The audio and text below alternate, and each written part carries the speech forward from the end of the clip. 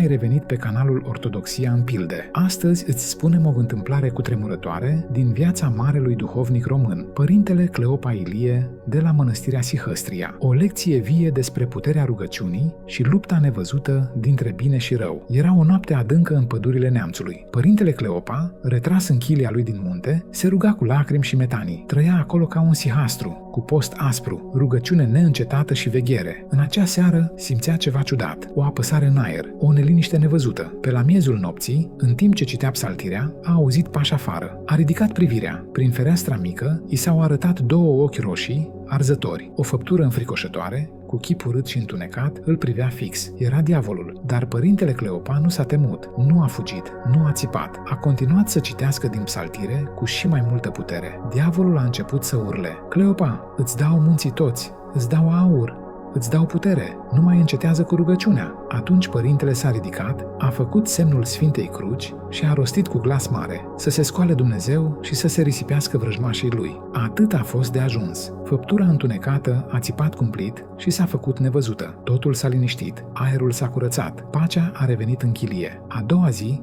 când a venit un frate cu mâncare, Părintele Cleopa i-a spus: frate, noaptea trecută m-a vizitat necuratul, dar a fugit de rugăciune ca de foc. Această întâmplare a fost mărturisită de mai mulți ucenici care au trăit lângă dânsul. Părintele Cleopa nu s-a lăudat niciodată cu aceste trăiri. Le spunea doar celor care aveau nevoie de întărire în credință și le zicea mereu: rugați-vă, diavolul nu se teme de cuvinte, ci de rugăciune și smerenie.